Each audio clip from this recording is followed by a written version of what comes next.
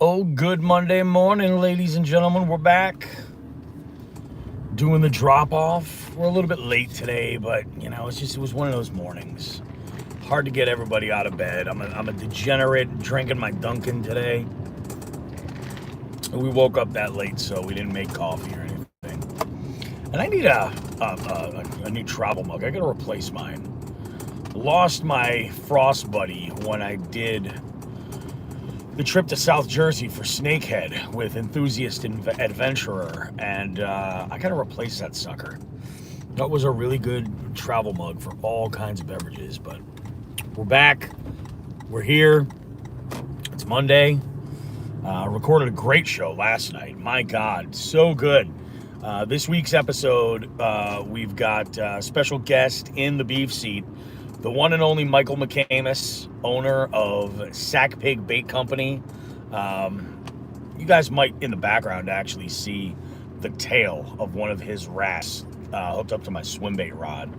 I love fishing big wake baits. I really do. Throwing, big rats. I got started with a BBZ 40, and then I got a bigger combo.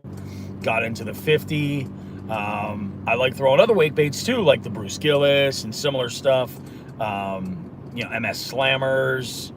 But rats specifically, that profile, have always been among my favorites. And I don't really have any one particular reason. It's just that I feel like they're unique, and I feel like Michael's, the Sack Pig baits, are unbelievably unique. Primarily in the fact that the way that they're so well thought out and planned as far as being over-engineered. Good morning, Rick. How we doing, buddy?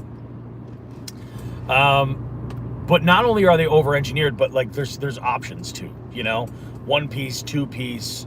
They're about as silent of a presentation as you're going to get. And man, they're just amazing. And if you want to see what that format, can do, I have a video on my channel showing a smaller one. If you want to see a larger one, a YouTuber, ND Yak Angler, just put out a video throwing a squirrel, a big 4-ounce squirrel. And man, I think we talked about it last night on the show. I think the smallest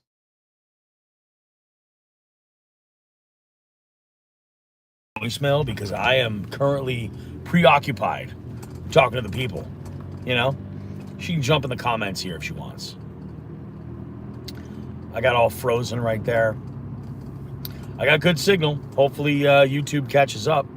That would be great. I'm just going to keep on talking. This one platform is a tough one because we seem to just drop a lot. Show last night was really good, though. Like I said, we got Michael McCamus in the beef seat from Sack Pig Bait Company. We have a bunch of other fantastic folks on the show. What's going on here? All right, we're still live. Do me a favor, if you guys can hear me at least, leave a comment just to make sure that this is still live, because I see the clock is ticking, but it's just one frozen image, which is weird.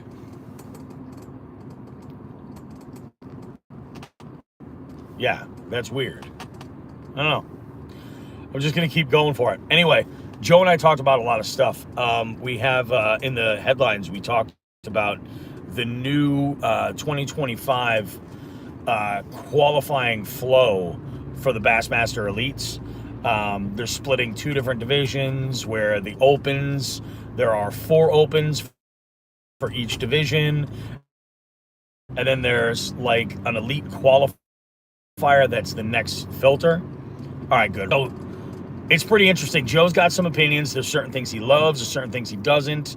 I definitely can see that point. But who knows? I always like to try to play devil's advocate too. So we got that going on. We have, I had a week out fishing. You guys are gonna hear that, and it was a fantastic week of a lot of action. Took some of my own advice from last week's episode and actually fished the moment, didn't get so caught up in conditions and all that stuff and planning a huge thing. So yeah, we're really fantastic. We do have a great FTG. It was last minute. We just popped that sucker in there. We've got a Just the Tip this week and a Gear of the Week that kind of, those two segments kind of mix together a little bit this week. But you're not going to want to miss it. It's a good show. It's going to drop tonight. I'm actually going to head back to the old ranch and do some editing and get everything together. I got a busy week this week. I have 2 events that I have to plan for, getting things prepped and ready for 2 weddings. I have one on Friday and one on Saturday. So I'm probably, honestly, I don't see myself getting out at all this week doing any fishing. Maybe a short bank send on Wednesday or Thursday, potentially. But that's going to depend. And I say a bank send, and here's why. I got some trolling motor issues that I got to work out. You'll hear about this stuff on the show too. So I got to get that worked out. Had a meeting yesterday with some of the folks that are coming out to our little trip for Columbus weekend. That weekend we're going out to Cayuga to do a little fishing, and it happens to line up with the slot limit tournament that's on October the 12th. And we're slowly starting to get more people to start signing up and joining it. I highly recommend, if you guys don't, are interested in it, go and register. It's at Fishing Chaos. You can go to our Instagram, our link that's in our Instagram bio actually has registration links for both that and the October scavenger hunt. So you guys go ahead and do that. How we doing, Dave? Hope things are good, man. Hope things are good. So yeah, we talk a little bit about that in this week's show. But yeah, the meeting, we're kind of figuring out what we're going to do as far as menu, what we want to have, folks fend for themselves on, what we're going to do as far as who's going to cook, things like that. So we're all kind of trying to pick a day to make it work. It's going to be a blast. We're going to have a great time. We still have some slots available too. So if you're a jig head and you're over at our Patreon and you want to get involved with this, all the information's over there at our Patreon. You can check that out. Yeah, Dave, I don't know what's going on, man. My camera's all kind of jacked up. It froze. I don't know if I had a phone call come in, and that's when everything seemed to go to hell. So I'm just going to keep talking, and you guys can look at my weird-ass face that I'm making right there as I'm frozen in time. I apologize for that. But yeah, I'm looking forward to having a good trip. I think this is going to be really, really great. I do have to figure out these trolling motor issues. I was out with my father, and it didn't entirely quit on me, and it's got plenty of power, but it was kind of funky. One thing I do want to talk with you guys about that are in here watching this live. So last week, after the show had dropped, Joe and I were kind of having a conversation. I had fallen into this content loop of Sasquatch material. And I know there's people out there that are like, that shit's fucking stupid, whatever. I'll tell you, I came across a story, and it was local. It was in my area, and that's what it was that tipped me, that got my attention, was that I had never heard any of this stuff that was local in the Western Massachusetts area. And I found this podcast. I think it's called Bigfoot Chronicles. I mentioned it in the show. I'm going to have a link in there to that episode. So if you go to your favorite podcast platform, or even listen to it here on YouTube in our video feed, I think it's episode 238 is what it is. I think we're at 238 right now. If you check that out, there will be a link in there. I'm going to link. Actually, there's even a YouTube video link. I'll probably link that one to make it easy for everybody. But I listened to this, and it was an account of a local guy out deer hunting, and he had an interaction with a Sasquatch, and it's pretty detailed account, pretty crazy. And as it would happen to be, I was fishing this last Saturday with my father at a reservoir nearby this area. So he and I were cracking jokes about oh, maybe that was a Sasquatch we're hearing. Oh my God.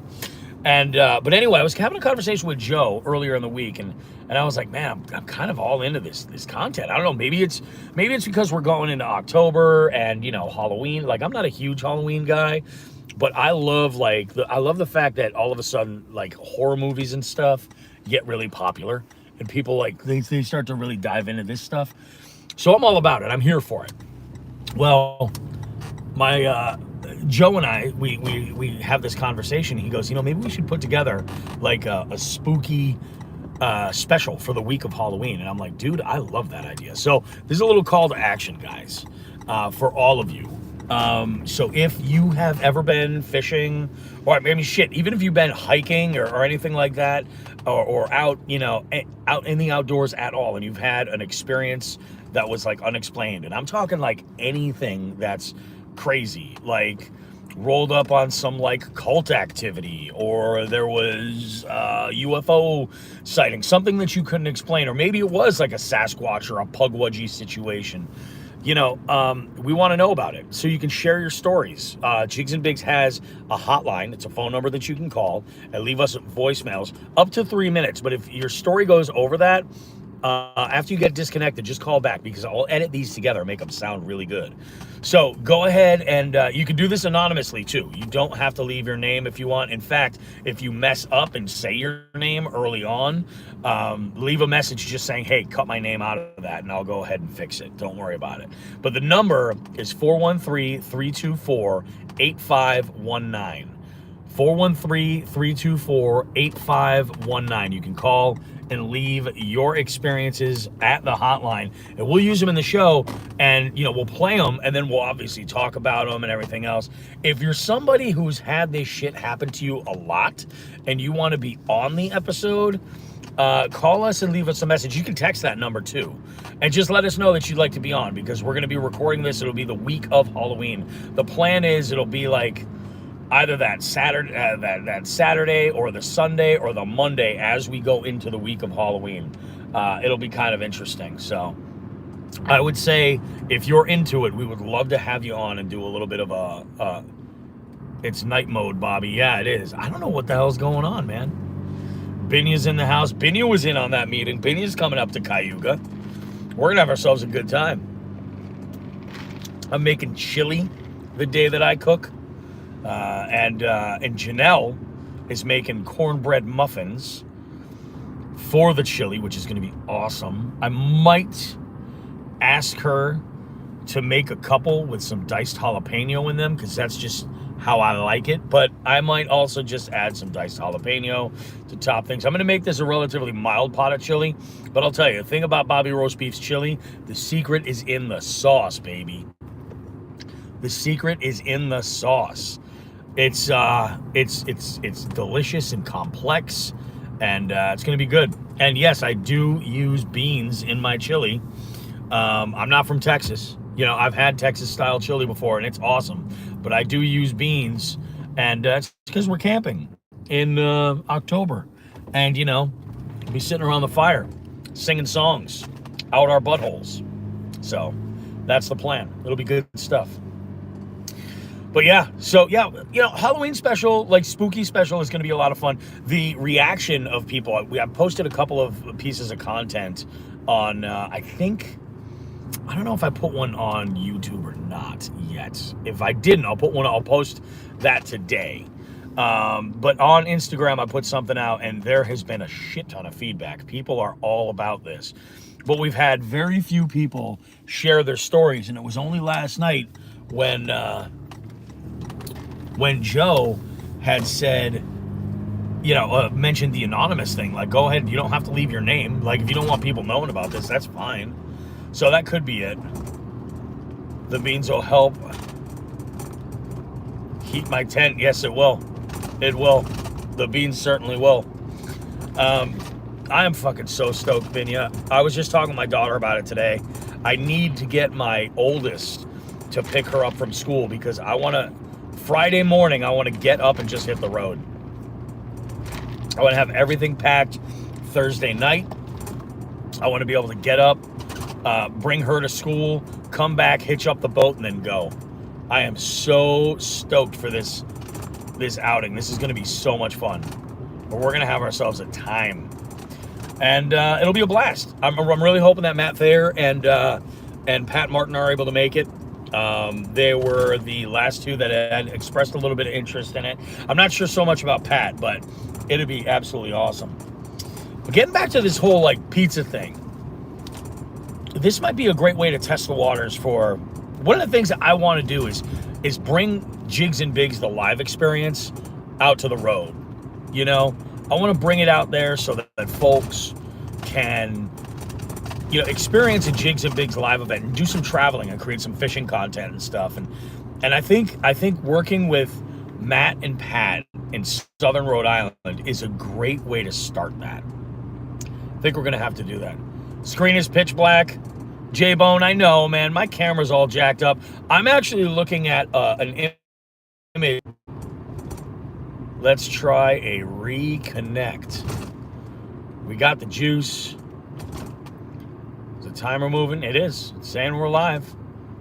So, weird. I appreciate it, J-Bone. Thank you, bud.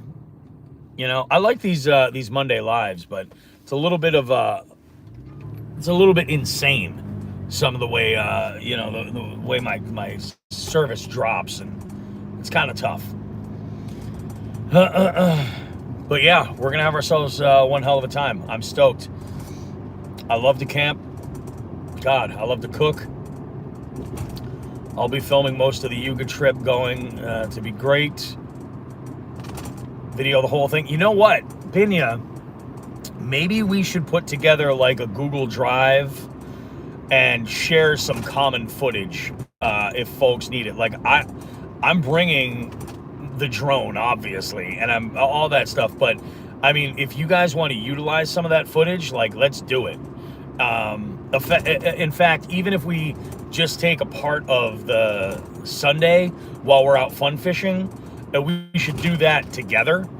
You know, fun fish a bunch and then shoot some B-roll. Like, it would be great if the conditions lined up where they were similar on both days. Could we shoot additional B-roll for stuff and then just share that footage? I think that would be freaking fantastic, you know?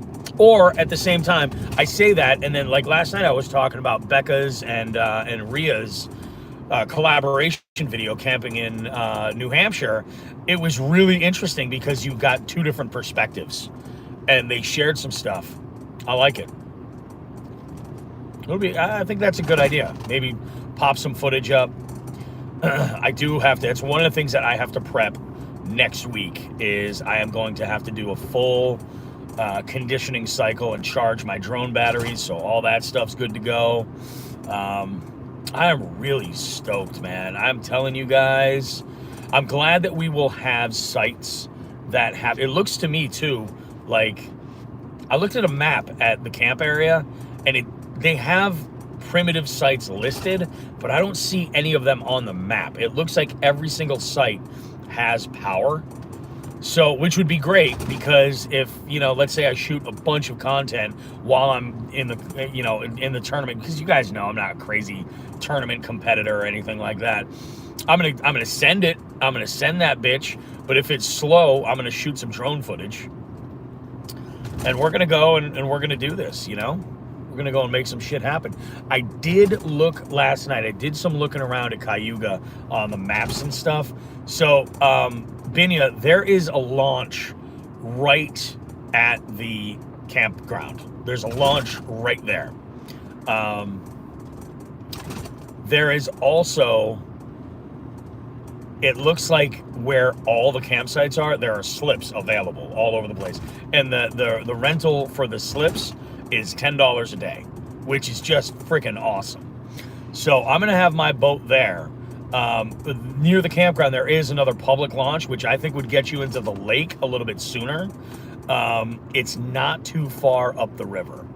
I think it'll actually be all right. And what's nice, and I didn't even think about this, but when I say any public body of water, like, I can go into the river. Actually, I think where we're launching into, I think it's the Erie Canal. I think it is. And from some of the reports that I've looked at in the area, like, there's some decent walleye up there. So I want to be ready to do a walleye catch and cook because I've never had walleye before. I've never caught walleye. Definitely am going to need one for the October multi-species scavenger hunt. But I would be okay to do a fish fry, even if it's just a small, like a little appetizer or something like that. That could be pretty awesome. Make a little bit of fancy sauce, you know.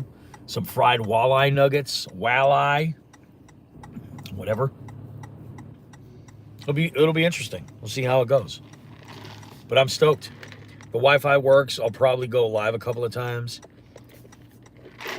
Now, I did notice that there is like a pavilion area, and if we can grab access to that, or if there's a lodge, if we can work something out and record the show connected to Wi-Fi and do the stream for the jig heads, that would be a perfect situation. If we're able to do the stream for the jig heads to get their engagement and then also be able to get Joe on the show, that would be great. But like I said, backup plan, we're gonna record our segment there, boom, and then I will figure out how I'm gonna work it out with Joe to do the main parts. But it's gonna be so good. I'm jacked up for this, totally. And then 2025, as for trips, we're talking about a Michigan send for Lake St. Clair with Todd Sefton fishing the sticks on Easter weekend, 420. Because it works out. He's like, we don't do anything on Easter. You know, he's like, we can make that happen. And we don't either in my house. Like, we don't do anything special at all, you know, but it'll be fun. I think we'll have ourselves a good time here. So yeah, there's that. And then late May, I'm planning a trip back to Moosehead with the Lund to do some fishing out there. That's going to be absolutely sick. I'm going to have a blast up there. What would be amazing is if we were able to get the exact same campsite, just because the setup with two vehicles is so unbelievably perfect. I will give Becca the spot that I had right on that point, just because it's beautiful. It's perfect. And I think it'll be absolutely nutso. Yeah, we'll have ourselves one hell of a time. And I do, the more I think about it, the more I'm leaning toward, yeah, I'm going to be camping in the truck. I don't think I'm going to be camping, taking the tent out with the cot and everything else. Like, I do love that style of camping, but I mean, it's a little bit less gear that I would have to take, to be perfectly honest, you know. I will offer up that tent and both cots if we, you know, like, let's say Pat and Matt want to rough it that night instead of, you know, picking up one of the available beds in the cabin. If I were you, I'd be in the truck, way warmer. Oh yeah, it'll be way warmer, and it's just overall easier too. I mean, I could probably go so far as to put a lot of my camp stuff, you know, my totes and everything in the boat while I travel out there, and put my set my mattresses up and my sleep system in the bed so it's ready to go. I just roll out and I'm good. There's going to be some production stuff I'm going to need to have on hand. I have this bag that I carry that has like an extension cord, and audio cables and things like that. Since we're going to be recording, I'll need that. But yeah, I think this is going to be a whole lot of fun. I am so stoked. And it would be great if Becca was able to make it, but she's got some shit going on that I think is going to make for unbelievable content. So I totally understand if she's not able to make it. If only doing a tent, because 3 nights on my rig. Oh yeah, dude. Sleeping in your truck is tough for multiple nights in a row. And you don't have a cap. You have a tonneau cover, like a hardtop tonneau. And those are sweet, but like camping in them is rough. Although I'll tell you, you know what? There is a Canadian tournament angler, and I forget his name, and I follow him on YouTube, but he's got the setup. So he has actually, it's the same 4-wheel camper that Becca uses with the thermal inserts and everything, and you know, so it's all weather. The difference is he didn't finish the rest of the camper. Like, it's just the top with that king size bed that you can pull out up top. So he's got plenty of room to sleep. But he goes, yeah, he's like, I use my Tundra for work. So I've got tools and shit in here all the time. So he's got it completely raw, like the way it's basically just bed liner on the inside. It's pretty sweet. Looking for a cap next year for this kind of thing. Dude, a cap is a good way to do it. I think personally, Binya, if you're doing that enough camping, I would seriously look into what Becca's rocking. If you got a pickup, dude, and like you see yourself going that way, because it is a cap, but it's kind of ready to go. Like, and they're expensive, but the nice thing is you transfer it from truck to truck, you know, like as you go. So it's a long-term investment. You've got it. But like I said, you've got a pull-out king-size bed up top. And then if you wanted to, you know, take the kids or anything, you've got areas that you could sleep on the bottom, or you could get a cot or something like that. I think those are, I've gotten the chance to talk with the four-wheel camping team at some of the expos around here, and I'm telling you, I think that is the move. And it's nice because they're pretty basic, a lot of those, you know?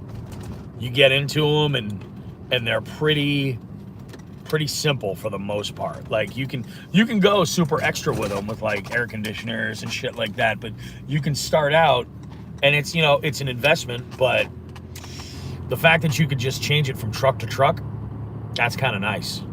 That is definitely kind of nice. And then you still keep the utility of your truck. Like that was,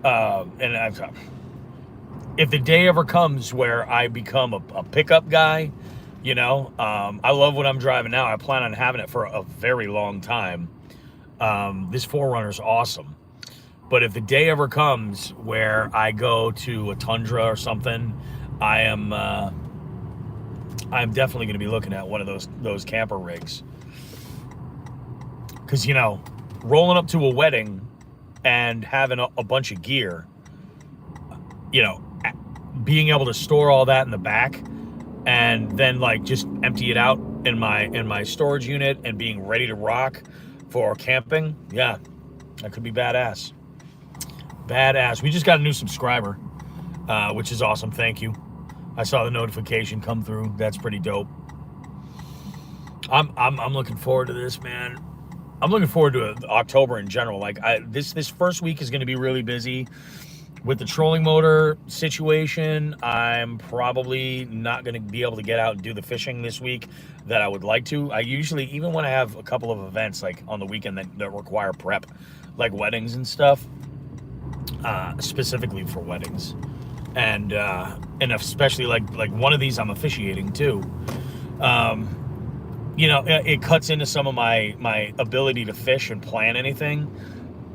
So this trolling motor issue kind of works out well. It kind of pumps the brakes a little bit, lets me put the effort, and then also, you know, I have the week of prep beforehand. This is going to be so good, and that's going to be a short week too. 4 days of trivia, and then Friday morning, the 11th, I'll hit the road. And this is going to be good. I think what I'm going to do is, this is so nice. So I can actually put the boat. I was thinking I would have to go to that state launch, Binya, and launch the boat and then cruise back up to the slips. But I can launch the boat right there, tie it off on the slip, be good to go, have my truck and everything right there. That makes perfect sense. I don't think for any of the kayak guys that's the move, though. Not if you want to fish the main lake, because I think you're going to spend a ton of time out there. I will on Friday see if it's realistic to put a couple of tow lines. I'm thinking about putting 2 off of my cleats in the back, and kind of, if you guys want me to tow you in or out, we can do that. The nice thing is, though, about the tournament is that checking into one body of water, you know, doing like something like what I'm doing and going back upriver, I would have to check out. And now I'm able to technically change bodies of water. With the river system, it's a little bit different, but generally with these tournaments, there's a line where you can't cross. This is going to be good. This is going to be really good. And they have kayak rentals as well at the spot we're camping. Rivers Crossing Campground is the spot where we're going to be at. This is going to be really, really fun. There's a live band on Saturday night. Oh, it's going to get stupid Saturday night. I want to look up who it is. I'm sure it's a cover band. I'm sure, but I'm just wondering, like, what genre, you know? We're going to have so much fun. We're going to have, you know, and it, you know, temps are, you know, I mean, we're still seeing like high temps this week here locally at about 75. I'm not sure where temps are going to be out there. I'm not 100% sure what the elevation is out there either. But I'm going to be prepared for some cooler temps, you know, if nothing else. And man, we're going to have ourselves a blast. It's going to be so good. So freaking good. Yeah, we'll get that trolling motor fixed. Tweak all of it. We'll be ready to rock. Send it. I'm loving it. All right, guys, I'm back at the house. I'm going to go and edit the show, start putting some work in, getting things handled, getting things done, prep for the weddings. And I will see you guys on the next little live that we do next Monday, which will be, this will be pretty cool because next Monday it'll be like planning the prep, you know, getting all that stuff all handled. And we're going to have ourselves one hell of a time. I'm stoked. Have a great one, everybody. Enjoy your week. Episode of Jigs and Bigs drops later tonight. It'll be available on all the podcast platforms and here on YouTube as well. Give it a listen. Enjoy it. We'll see you guys. Thanks so much. Appreciate you.